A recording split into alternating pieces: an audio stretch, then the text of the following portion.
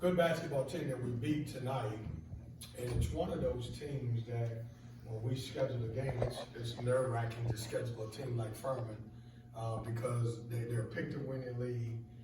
From the outside, the fans are not familiar with Furman, so they all of a sudden think that you're supposed to beat them. And this is a team that certainly on any given night can beat any team in the country. They got a lot of returners. I thought we did a really good job on their two leading scorers. We did a great job getting back in transition the last couple of days.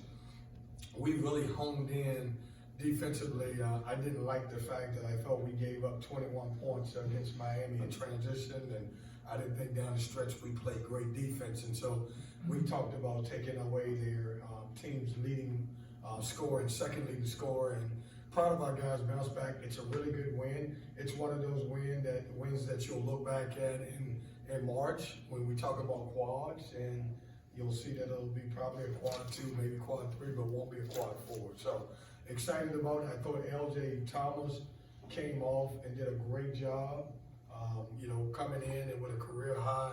Of course, Kevin Smith has been fantastic. He's played a really, inspiring basketball so far, and it was good to see the ball go in for Jack Clark. So, questions? The three balls really working tonight, especially early on in the game. Is that something you guys planned on trying to get going early on, or was it just finding the open guy? Well, what we went into the game plan was to go in and drive, and get paint touches. And through those drives and paint touches, we were able to get some easy shots outside. And I thought of all games, I know we've had more assistant games, but we really shared the ball. You saw a lot of one ward go from one side of the floor to the other. Coach, talk about sharing the ball tonight. Spoke with LJ after his breakout performance. How does it feel to just keep adding guards to an already driven team that is driven by their guards? Well, it's, I've been searching to develop our bench and kind of figuring out, I'm not in a situation where I want to play to Quavion and Jarkel 38 to 40 minutes a game. I want to give them some breaks. I think it's better for them down the stretch. And I'm looking for LJ and Breon Pass to obviously take a big step forward. And both of them are getting better. And we're doing it through the games, we're doing it through practice, but I thought LJ was really good. He played with poise, made some good shots, drove the basket. I thought he did a really good job. LJ got a big splash after the game. I think he said he was the head coach when I splashed. I didn't splash him, but I got out of the way. But he did. This team is they're coming together. It's hard when you bring in so many people from different areas and different places and different schools, but they are happy for each guy's success, and I think that's really good. And he did get drenched. He also said that a big part of playing as a freshman is earning the trust of the head coach, especially making the most out of the minutes. I guess tonight's a big step. Yeah. I just when I look at it, I'm kind of old school in this area because I give our guys so much freedom offensively that you can't be a liability on the defensive end. If you would sit down and guard and come in and play and be solid, your opportunity to play is more. Casey, Jarkel, and T all said after the game that one of the emphases going in tonight was toughness, especially after Miami. What did you see from those guys tonight, and how much did that improve, and especially in the second half?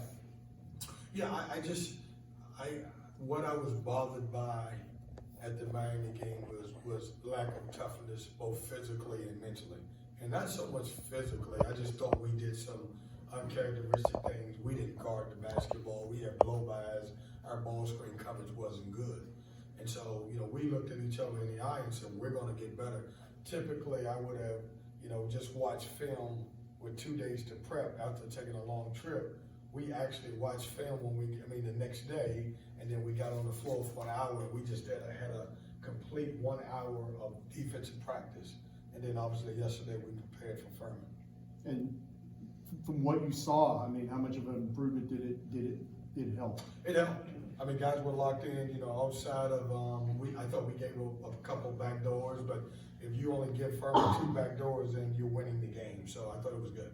DJ talked about being selfless, and that a lot of times when he had size mismatches in the paint, he would throw it out for the better opportunity. Is that kind of defining this team's identity of being selfless? Yeah, we're talking, and we always talk about good to great. if you got a good shot, but somebody's got a great shot, you know, make sure that you pass the ball to those guys. And it's hard because everybody, you know, obviously the kids today, they want to score. Social media is about scoring, but to get that, and these guys are, you know, coming together and understanding, you know, their role and playing their role and sharing the basketball, that's a promising thing. Can that help you in ACC play? Do you think that's an advantage? Yeah, I do. I think it is. The more we share, I think the better team we are.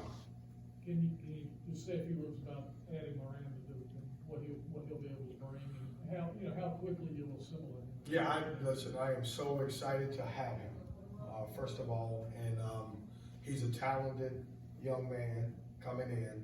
I want everybody to remember, he is a high school kid that's coming into a program that's already been going for a while, where we've taken a foreign trip, and I think we play, 12 games. But he's talented. He runs the floor. He can block shots. He got a skill level that's really good. He's a legitimate, in my opinion, you know, top 30 player in the country. I do not know when he's going to play.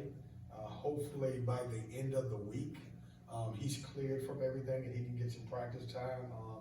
I wouldn't say be prepared for him to play against Vanderbilt. I wouldn't say be prepared for him to play against our next game after that. I don't know, but we're going to try to ease him in. How impressed were you with Burns' game tonight with the expanded role? Yeah, I think you're talking about DJ. Yes, sir. I think DJ's coming along. You know, he can pass the basketball. You know, the one thing that hurt us when we lost Dushan is playing DJ Burns 30 minutes a game. I don't think he's ever played 30 minutes a game. And so I'm trying to figure out, you know, a rotation where he doesn't have to play as many minutes. You know, he's probably realistically right now, top should be 25 to 27, but not 30 to 31. But when he's in there, he's so effective. Where he's got to grow is we need him to get better defensively, especially in ball screens, because that's what Deshaun was really special at. You had mentioned Jack Parker. Stay out of foul trouble. Yeah, I did. Mama said that, Chip, you ain't paying attention. Mama said it was good for Jack to see the ball That going often on. happens, yeah. But it is good that he wasn't in foul trouble.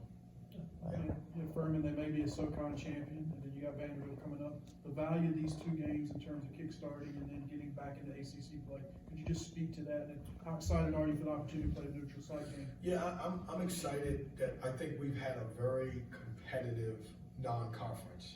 When you talk about going to Atlantis and playing three really good teams, at home you got a Furman who's really good. You get another neutral court game against Vandy in Chicago. And so we've been so focused on finishing the non-conference. I know it seems a little weird because we got two ACC games right in the mix of the non-conference, but I think all of these will help prepare us for the stretch run of the ACC. Coach, do you think the offensive schemes and the mentality is going to hold up in ACC play going forward? I do. I mean, I think, you know, I think one thing we've proven is that we can score the ball. Where I want us to continue to do is get better. I think, and I'm not sure about this, you guys can fact check that, I think we're leading the ACC in scoring. So that's never really been a problem with this team. It's just getting better in other areas. Thanks, guys.